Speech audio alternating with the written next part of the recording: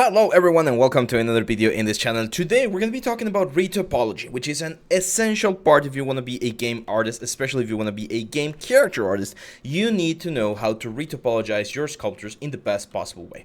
So I did this character a couple of years ago. It's a bust of Strath von Sartovich, of course the greatest vampire of all Barovia in the D&D universe. You know, I'm a huge fan of D&D, and today we're going to take this guy into Maya so that we can do the proper retopology. I'm going to be showing you specifically the loops that you need to do to achieve a great result and get an amazing deformation on your animations. So the first thing we need to do here is we need to grab our character and we need to decimate it, because right now we're at 2 million points, which is like 4 million polygons, and that's just gonna break Maya.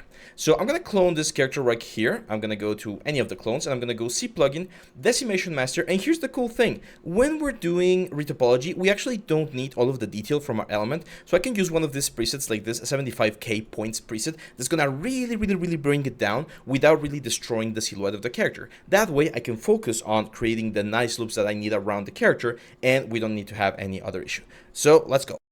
So there you go. As you can see, only if we go really close to the character will we be able to see all of this like a super fragmented effect, which is the decimation of the character.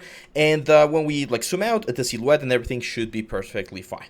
So I'm gonna export this to my desktop for now, and I'm gonna export this as an FBX. Very important to do this. Strat vase is fine. Let's just hit export. Now, if you want to learn a little bit more about like retopology, bakes, and all this sort of stuff, I'm gonna be doing this inside of Maya. But if you are a Blender user, you can check out our Blender course that's gonna be here in the description. So back in Maya, I'm just gonna go File, Import. We're gonna go directly to the desktop, and we're gonna import Strat. And there we go.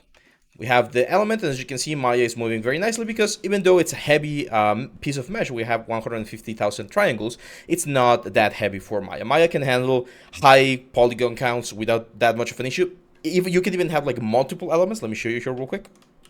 So if I like duplicate this a bunch of times, like I got over, I don't know, 4 million polygons right now. So over 4 million polygons here, and Maya is not like batting an eye. But if I were to combine all of this into a single element, that's where Maya just like can't handle it. So I'm gonna go right here to this guy. I'm gonna assign the existing Lambert 1 material, which is a little bit like darker. Actually, I'm gonna lower the intensity so that we can see it a little bit better. There we go.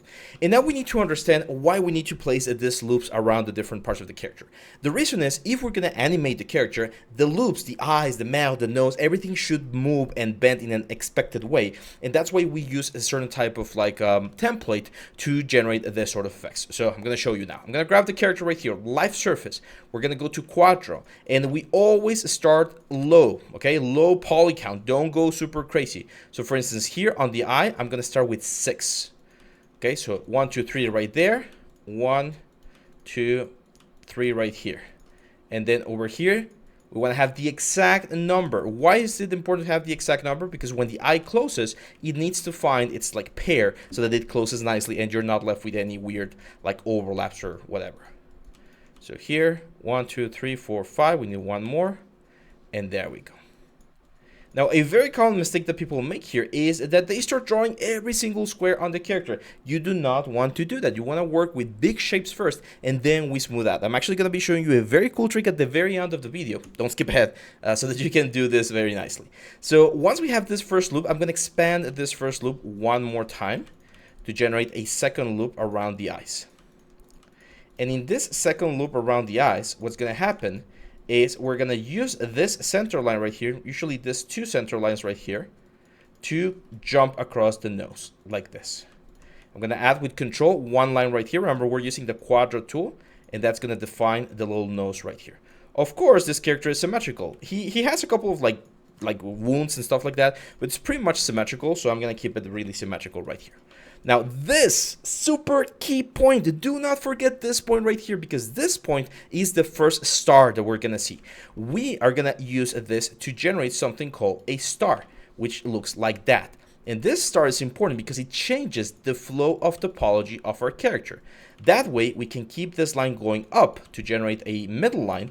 And this guy, instead of going into the eye, is going to go around the eye. So this like star right there, very important. And we're going to have multiple stars as we keep going. For instance, in this area, we're going to have another star right there. And then we keep going down. Here, we're going to have another star. We keep going over here, and finally here we're gonna have the last star. So as you can see, around the eye, we have these 4 points. We call this tension points. And usually you want to place those points in areas that are not going to move as much. That's why they're like in bony areas of the face, because they can be a little bit of a problem when skinning the character. And in this case, by placing them in those specific positions, it's going to be a lot easier.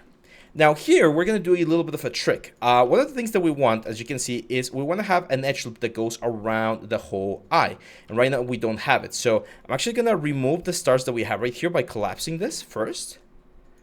So I'm going to expand this one more time. And then at this point, that's where we're going to have the star. So that's the star right there. And down here, we're going to move the star. So we're pretty much like displace the star one more edge loop down. And we just keep going here. As you can see, I'm following the nasolabial fold, so that we follow. Topology has a lot to do with how the muscles are organized on the face, because this allows us to generate, again, a smooth transition on the skinning process. Now, this looks very low poly. Don't worry, I'm going to show you the trick at the very end, so wait for it. Now, here, I do want to make a little bit of a change, and what I want to do is I want to do a simplification. So I don't want to bring all of these elements, like I don't want to add another extra edge right here, because it's going to make things a little bit complicated. So instead, on this part right here, I'm going to place one little point right there. I'm going to add, actually, wait a second, no. I'm going to bring this thing down, there we go. I'm going to add one point right there, and as you can see, instead of bringing 4 lines all the way into the back of the head, we're going to be simplifying with this one right here. We do need one edge loop right there, so that's the one right there. And in here, to minimize this like weird effect, I'm just going to add one extra edge loop like that. And as you can see, we got this very nice, like sort of like a U shape that's going to bring my topology back. If this is a little bit confusing, just pause the video, and if you're doing your own retopology, try to follow this guide. You can also, of course, go online. Google has a lot of like references, but this one right here is going to be very, very useful to you. The things that you want to watch out for is you want to have a couple of loops around the eyes, and you want to have an edge loop that goes around both eyes, kind of like a mask, which is this one right here. Now I can actually add one more line right here, one more line right here, and we can start extruding in towards the center of the eye. Here, there's a couple of like different ways to handle the inside of the eyelid. Some people like to just leave it hollow and just have the eye socket empty on the back. And some people like to close the gap right there. I am one of those people that like to close the gap. So I'm just going to go here to the back like that. And I'm just going to close this thing right there. Follow this gap right here. It doesn't really matter how you close it, but I usually like to have it closed. Even if you get like a couple of triangles, that's fine. I don't think I'm gonna get them right here because I have a very like equal amount of points. But even if you were to get like a triangle, that's fine because it's gonna be on a hidden area. Triangles are not your enemies, my friends. A very common misconception. They're like two like a double-edged sword, so you need to be careful with them, but they're not your enemies. There you go. So we got that loop right there. Now I'm gonna push this line a little bit up because there's another very important loop that we want to have right around here, close to the nose, which is the nasolabial fold. So going from the center of the nose and around the face or around the mouth, we're gonna have another edge loop or another flow that's gonna do this sort of thing. And again, this one's important because this one's gonna like loop around or cover most of the mouth. Now for the mouth, we're going to do a very similar process to what we did with the eyes. This is a closed mouth, so I'm going to keep it closed. But just keep in mind that if it's an open mouth, you just grab that thing. And the same thing we did with the eyelids, we push it in. So I'm going to do 5 right here. So that's 3, 4, 5. And very important, in this corner right here, we really want to do the turnaround. So we're going to do 1, 2, 3, 4. And here's the important one, is the tricky one. Because this side right here has to match with this one right here. And then that point right there pretty much has to merge on this point. So it's going to look very weird right now. Don't worry. It's like a triangle, but as you can see, it loops around itself. And then we're going to project this thing up like this. And project this thing down like this. And again, these 2 points should merge together right around there. Now we need to start finding the pairs. So as you can see, that one, that one, that one, and that one. We're gonna use this one for the nose. And over here, if we need to add a couple more lines, that's fine, as long as everyone finds its pair. And as you can see, we get this very nice loop around the top part of the nose and around the lips and the either side.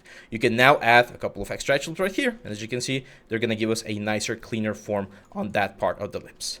Now, the nose itself should have its own little like small loop as well. So I'm going to start right here, and I'm going to go to the corner right here, like that, and create a little loop around the nose. So as you can see now, there's a little loop that when we connect it to the other side, it's going to be like completed on that part of the character. This central line, of course, is going to keep going up a little bit like this, and it's going to match with the first part right here. If you need more topology, here we're probably going to need more topology. We expand a little bit like this. It's kind of like giving an extrusion or like an offset. We expand a little bit like this, and then we just keep building all of this section. My old director, back when I was at Noman, he had a very like nice saying about topology. Like, no one's gonna be coming to your door and knocking on your door and being like, hey, you broke the topology rules, you're gonna be arrested and you're never gonna be an artist anymore. Like, that's not gonna happen. So as long as your topology works, it really doesn't matter how like super clean or not it is. Is it important? Yes, definitely. And you should try to keep it as much as possible. For instance, that triangle right there, is that triangle gonna hurt us? Not really. And if that can allow us to simplify the effects over here, that could be a good idea. In this case, it's not gonna really simplify. And I do wanna like create a nice like circle right here. So as you can see here, what I'm gonna have to do is I'm gonna have to create another little wall right there. This is gonna give me more roundness inside of the nose, which is fine. There we go. And then up here, it's just 1 and 2. And that should like pretty much like gather the silhouette of our element. So yeah, that's working. I like this one. I'm not super fond of this one right there. You can see it's a little bit stressed. So when you see the topology is a little bit stressed, and this is why I personally love topology, you can start playing around and be like, hey, how can I change the flow here so that this thing flows a little bit better? So in this case, for instance, I think a triangle right there and a triangle right there might not be a bad idea. As you can see, that like defines the form a little bit better. And when we smooth, which is the important thing right here, when we smooth, like that's not even gonna be noticeable. Yes, there's a little bit of a weird pinch right there. Usually those like 6-sided elements are not desirable. So I'm gonna delete this one, and instead I'm gonna collapse it up here. There we go. Is that a little bit better? It kind of looks a little bit better. I don't love it though. I'm a little bit of a perfectionist sometimes when it comes to topology. I know I just mentioned that it's not that important, but if you can make it a little bit better, it's always a good idea. So let's go back here a little bit. And let's erase this one, this one. Let's try to figure out what's happening here. So I definitely want this thing to run on this direction. That I like. I think this is a good direction. And then here, that is fine, but this one's not fine. So I'm just going to add one more point right there.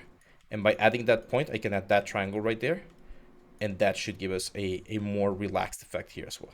So as you can see, that little triangle right there solves or helps us solve a lot of like the problems on the face. Now, if we go here to the top of the face, this guy is just going to continually go all the way to the back like this. This one as well, all the way to the back.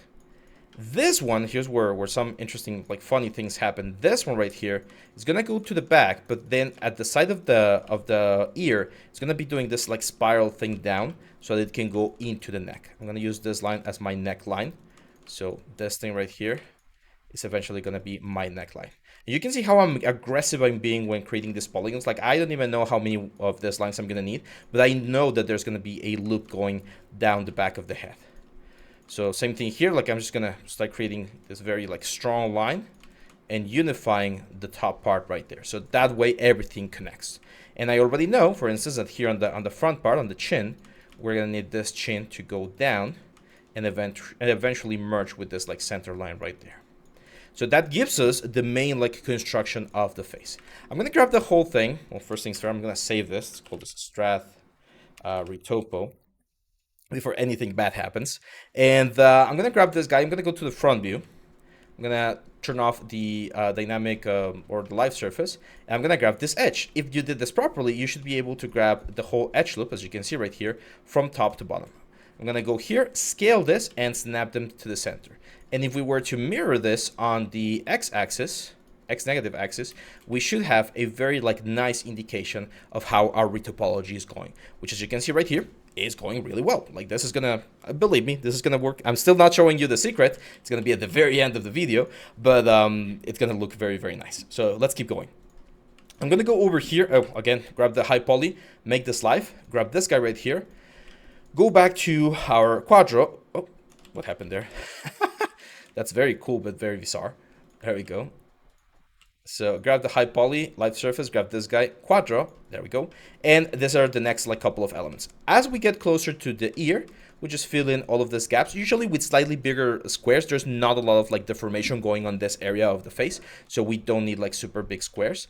And what's gonna happen here is I usually like to have at least 3 like polygons going back. And then the fourth one, this one, it becomes like, again, like this sort of like diamond shape. Now, if you feel, for instance, that we need a little bit more resolution here because it's becoming a little bit too like low poly, that's fine, add it. But make sure that it adds itself here on the bottom part as well, so that we have the exact same like distance on both sides. So eventually there's going to be a point right around here, I would say, where this thing is going to bend in a slightly weird way. And that's like your indication to block the progress by doing this loop right here. See how this loop's going along the face? Sometimes people like to wait a little bit more for that loop. So they're going to close it not there, but like here. Oh, give me 1 second.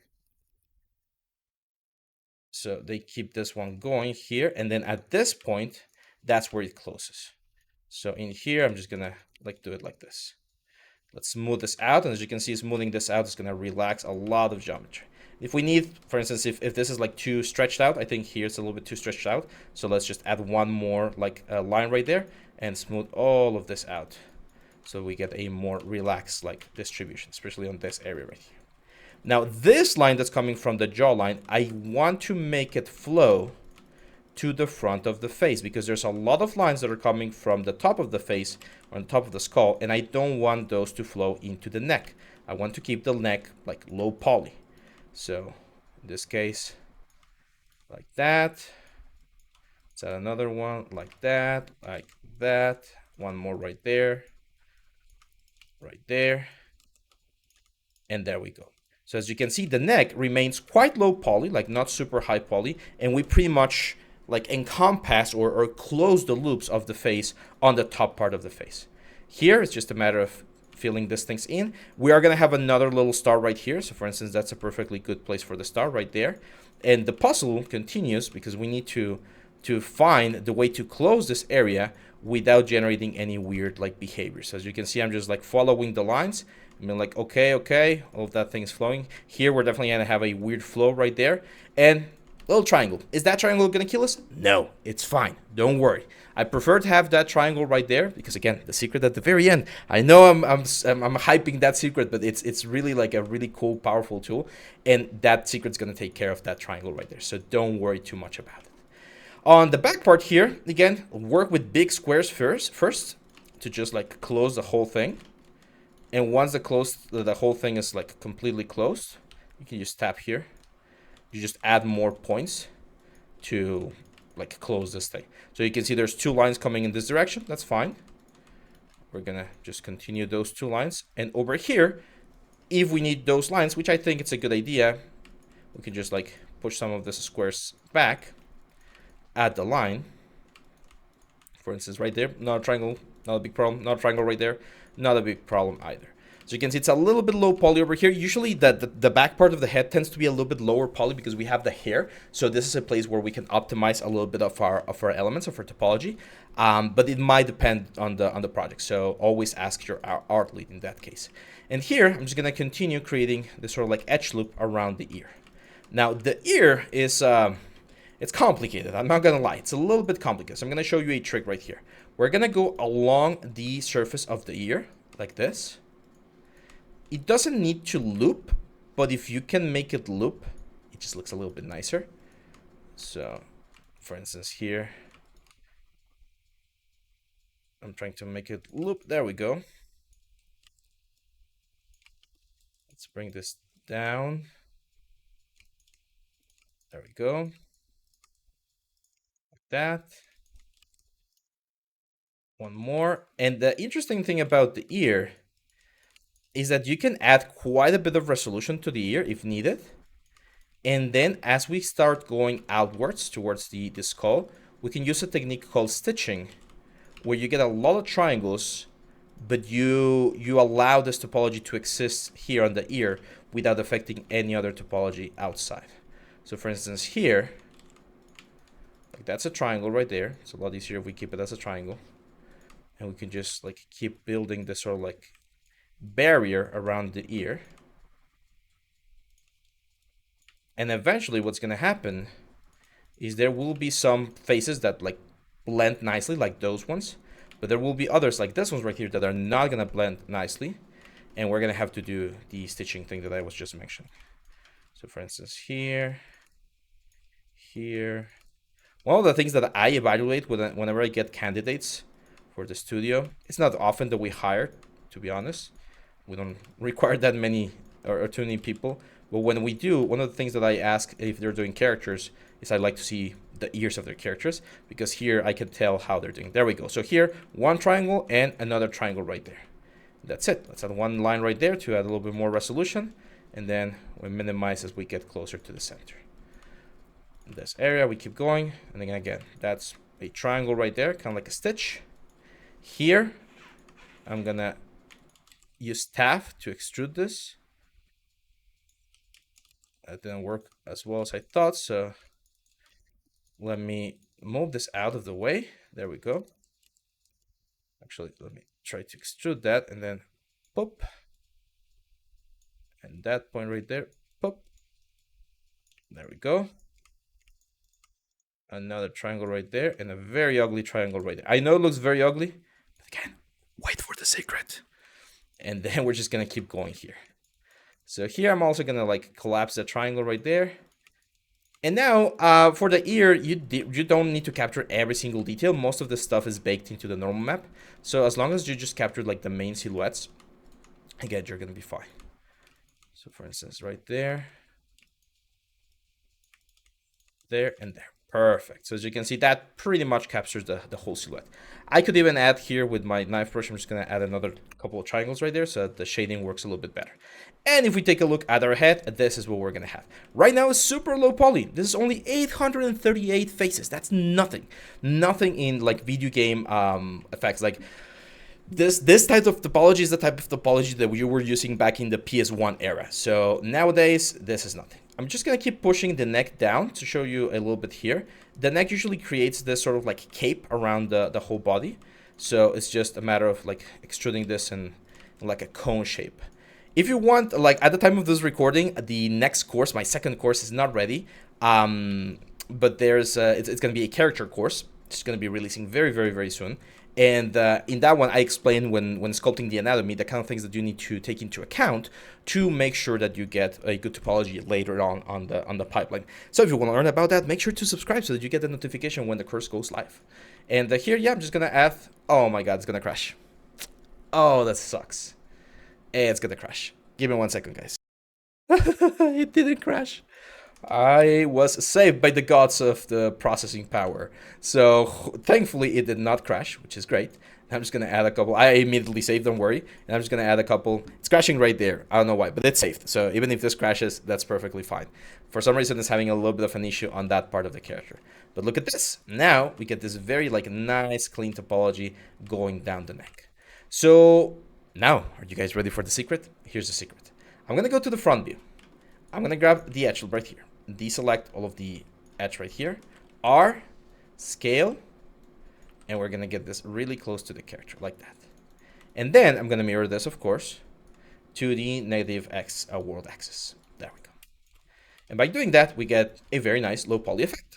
So I'm going to duplicate this one, and this one is a like perfectly fine like representation of the character, but it's very fragmented, right? So usually what people do here is they'll just go and mesh display and soften the edge, and that's going to give you a low poly version. If you're doing a game like Total War or something where the characters are going to be very far away and you're going to have multiple of them, then this resolution might be what you're looking for. Like this is probably as low as I would go nowadays, even for mobile games, unless you really need to optimize. Then yeah, this definitely can be even lower.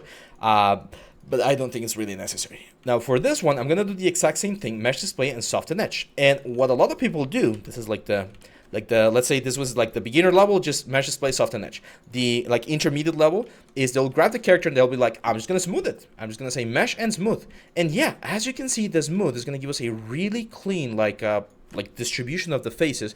This will be a perfectly good bake. And all of the triangles that we have, they're gone. All of this teaching that we have over here, gone. We still have the edge loop, by the way, so if we want to do like clean UVs, it's going to be very easy to select the edge loop around that area. But everything else is just gone, and we have really clean topology. But again, this is not the end. The real secret is the following. You're going to grab your high poly, you're going to make it live, you're going to grab your low poly, and you're going to say mesh, smooth, to give it one subdivision. And then you're going to go to mesh and conform. You're going to conform along normals 0.001 and hit apply. And what that will do is it will push all of these new points that we created from the smooth. Because remember, when we smooth things, you usually kind of get like this collapse sort of effect. So it will push the points back as close to the surface. And thanks to the fact that this is set to live, it's going to match the character really good. So let's grab this guy and just hide it. And look at the difference between just the smoothed version and the smoothed conformed version. That's the secret. And if you've skipped ahead and you didn't see the whole thing, go back and check it out, because it's very important, all of the things that I talked about for the loops on the eyes, face, mouth, and everything. And this is it, my friends. This is the kind of topology that you're going for. You might get a couple of errors like this one right here, where the elements is very thin, so you might need to fix it up a little bit by just doing a smooth or something like that. Like if we go here to Quadro, we should be able to relax some of these points a little bit and try to get them as close to the point of the ear as possible. Oh, you saw me doing it right there. There we go. So we can like recuperate the effect.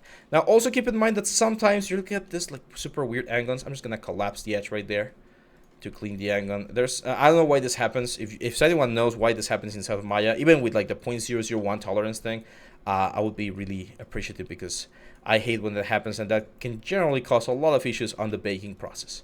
So that's it, my friends. That's the secret for a good retopology. If you like this video, if you found it useful and you want to support the channel so that we can keep growing and giving you guys more of this kind of stuff, please leave us a like, share, subscribe, and check out our premium courses down here in the description as well.